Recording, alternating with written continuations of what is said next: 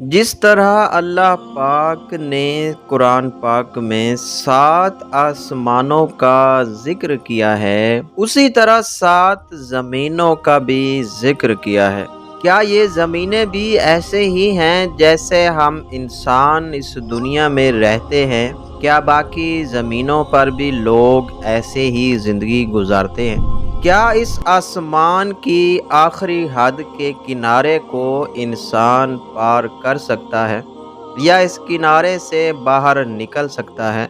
तमाम तर सवालात के जवाब आज हम आप दोस्तों के साथ इस वीडियो में शेयर करेंगे।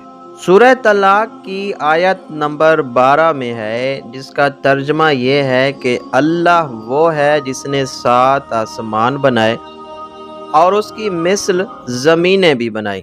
उसका हुक्म उसके दरमियान आता है ताकि तुम जान लो कि अल्लाह ताला हर चीज़ पर कादिर है और अल्लाह ताला ने हर चीज़ को ये एतबार इल्म घेर रखा है। अल्लाह ताला ने ज़मीन और आसमान को कितने अरसे में पैदा किया, इसके मुतल्लिक सूरह सजदा की आयत नंबर 4 में है कि अल्लाह ताला वो है जिसने ज़मीन और आसमान को जो कुछ उसके दरमियान है सबको 6 दिन में पैदा किया। फिर अर्श उसके ऊपर कायम हुआ। अब हमारे जहन में ये सवाल आएगा, इतना बड़ा निज़ाम सिर्फ 6 दिन में कैसे बन गया?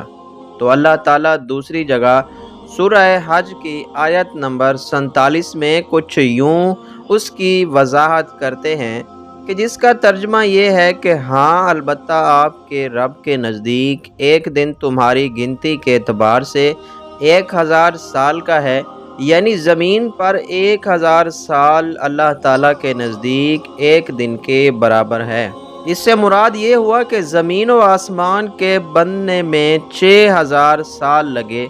मज़ीद ऊपर की आयत से ये पता चलता है कि जो आसमान हम नीचे से बैठकर देखते हैं, महज ये एक आसमान नहीं है, बल्कि इस तरह के इसके ऊपर तय दर तय 6 और भी आसमान हैं जो हमारी नज़रों से ओझल हैं। इस तरह 6 ज़मीनों का भी ज़िक्र है। इसका क्या मतलब है? क्या कायनात में हमारी ज़मीन की तरह 6 और ज़मीनें भी हैं जिस पर इंसान या कोई और मखलूक़ात रहती हैं? तो सूरह ar-रहमान की आयत नंबर 33 में अल्लाह ताला फरमाते हैं, जिसका तर्जमा ये है कि ए इंसानों और जिन्नों के गिरोह, अगर तुम में ताकत है तो तुम आसमानों और ज़मीनों के किनारे से निकल जाओ तो निकलो, लेकिन तुम एक अजीम ताकत के बगैर नहीं निकल सकते। दोस्तों, इस आयत में ये इशारा मौजूद है कि एक दिन इंसान आसमानों के हदफ को क्रॉस कर लेगा। उन सवालों को आज हम इस वीडियो में डिस्कस करेंगे। 7 आसमानों का जिक्र कुरान पाक में दोस्तों बकसरत आया है, लेकिन ये 7 आसमान हैं क्या चीज़? ये जो नीला रंग हमें ऊपर नज़र आता है, क्या ये आसमान है? तो इसका जवाब ये है कि शायद ये आसमान नहीं है। ये नीला रंग ओज़ोन गैस का है जो सूरज से आने वाली ख़तरनाक शुआओं से हमें बचाती है।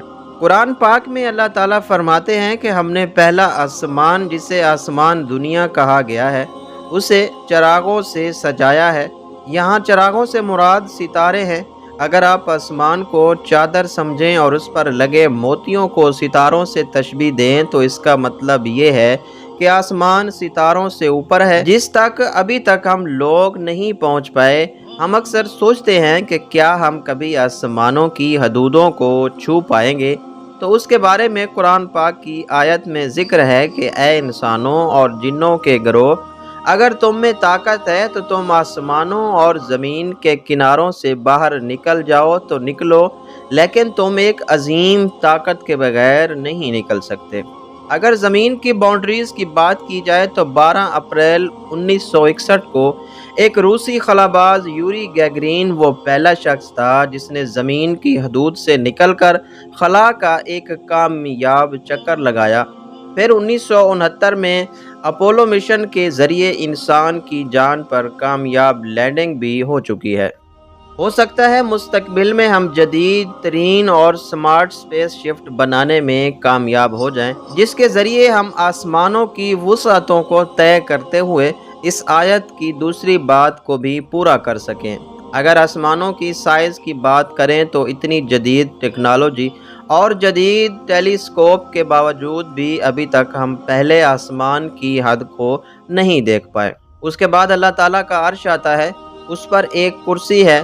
سلسلہ صحیح کے مطابق 7 آسمان اس کرسی کے مقابلے میں اس طرح ہیں جیسے صحرا میں انگوٹھی پڑی ہو، یعنی کرسی کا سائز صحرا کی مانند ہو تو 7 آسمان انگوٹھی کی مانند اس کے سامنے کچھ بھی نہیں ہے، اور اس طرح عرش صحرا کی مانند ہے اور کرسی انگوٹھی کی مانند۔ اگر آسمان کی تعداد کی بات کی جائے تو آسمان صرف ایک ہی نہیں بلکہ اس طرح کے اور آسمان بھی ہیں جس کا ذکر قرآن پاک میں اکثر مقامات پر ملتا ہے۔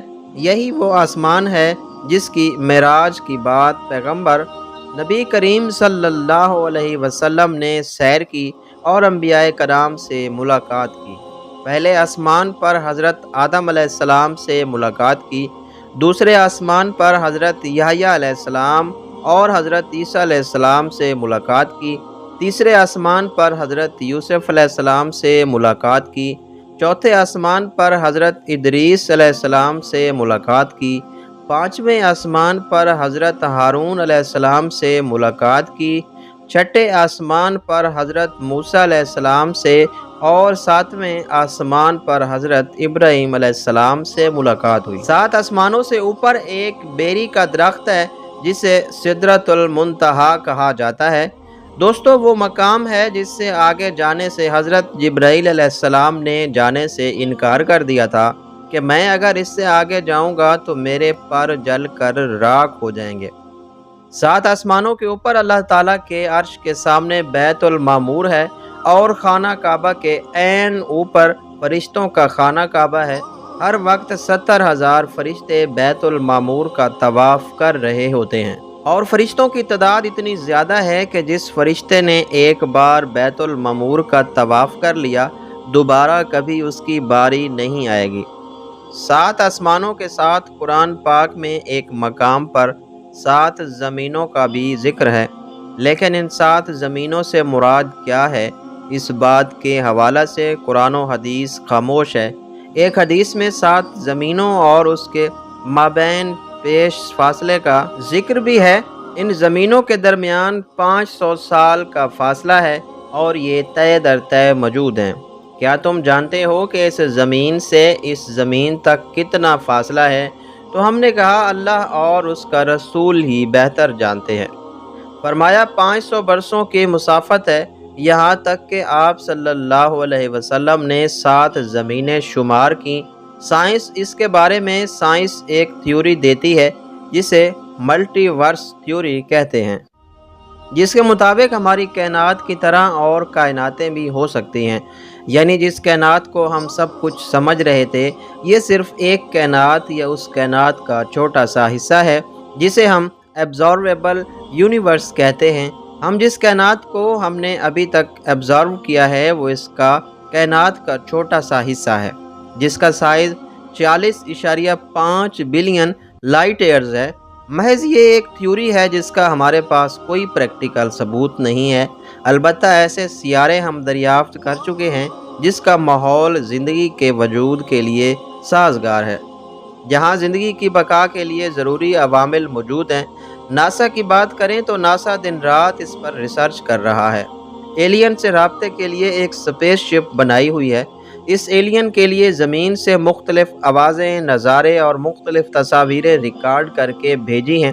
دوستو، آپ یہ سوچیں کہ یہ کائنات کتنی بڑی ہے تو اس کے بنانے والا کتنا بڑا ہوگا۔ اللہ پاک کتنا بڑا ہے جس نے صرف ایک لفظ کن کہہ کر پوری کائنات تخلیق کر دی اور خود تنہا اکیلا کھڑا ہے اور اکیلا اس سارے جہان کو چلا رہا ہے۔ پیارے ناظرین، اگر آپ کو یہ ویڈیو اچھی لگی ہو تو دوسروں کے ساتھ ضرور شیئر کیجیے گا۔ اپنا اور اپنے ساتھ جڑے رشتوں کا خیال رکھیے گا۔ اللہ اور اللہ کے محبوب حضرت محمد صلی اللہ علیہ وآلہ وسلم سے محبت کیجیے۔ ملتے ہیں کسی نیکسٹ ویڈیو میں، تب تک کے لیے اللہ حافظ۔